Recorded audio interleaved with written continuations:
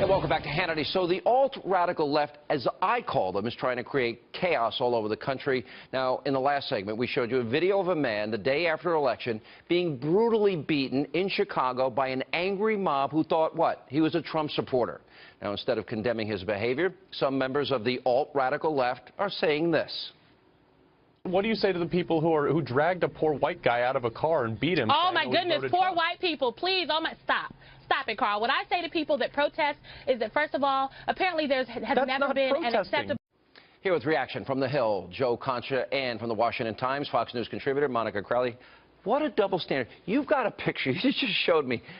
This is amazing. My favorite prop. This is show this prop. Let's pan in hard on this. So a little After context. the election, it says, how will Trump followers react if they think it's stolen? Right. You got burning cities, anger, fury. By the way, all white people. AR-15s are in there also, Sean. So yeah, exactly. AR-15s. So that's from the Week magazine, and they never considered that what happens if Trump wins and how will Clinton supporters react.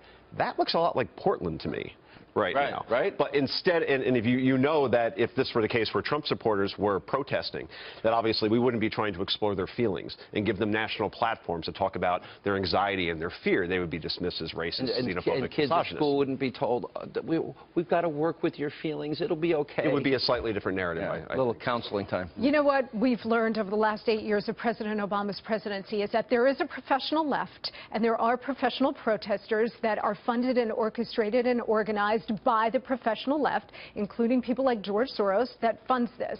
But what we also know, Sean, is that for 8 years, these protests that you're seeing now, which are fizzling out, what we know is that when the radical left has the president and the presidency and the White House, it amplifies their sense of importance, it amplifies their size, it amplifies their megaphone because they have the president backing them up and supporting them.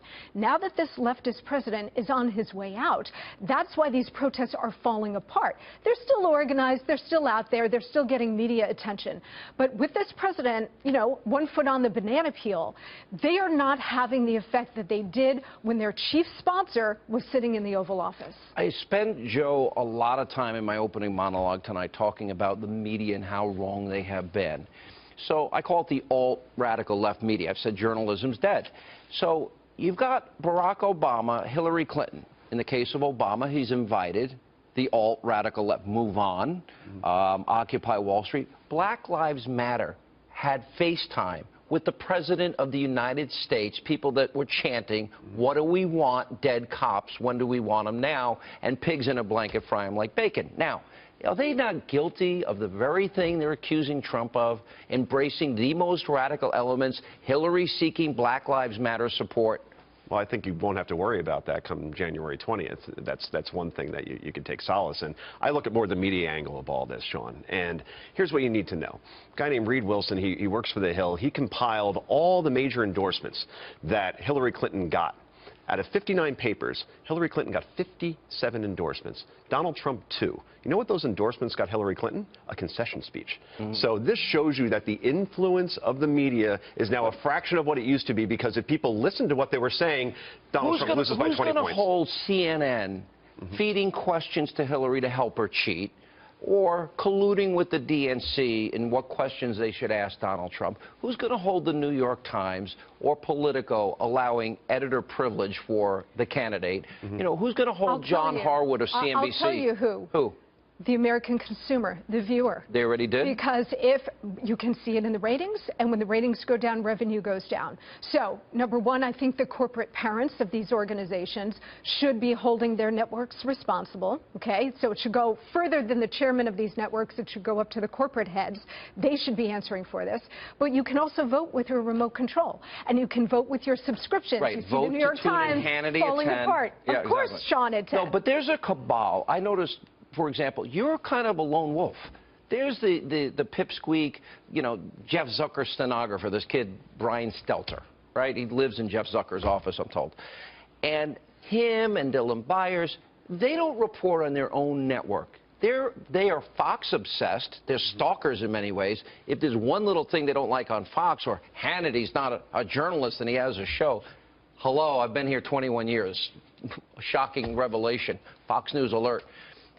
but yet they don't report on their own networks and their own collusion and their own corruption that has been so manifest, so many examples in this campaign.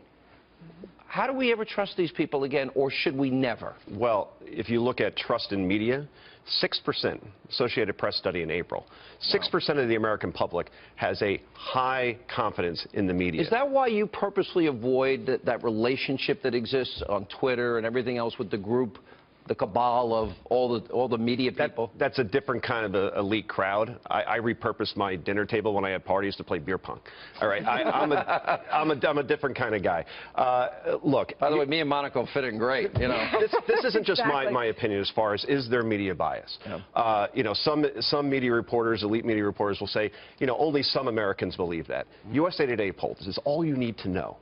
They asked, who do you think, 1,000 likely voters, not Republicans, Democrats, 1,000 likely voters, who do you think the media is rooting for in this election? By a 10-to-1 margin, they said Hillary Clinton. All right, guys, thank you both. And thanks for being a fair guy. I know you're much more fair than the other people in your business. Let's put it this way. I voted for a Clinton, and I voted for a Bush in my lifetime. Oh, isn't that nice? Sorry to hear that. Clinton vote. All right.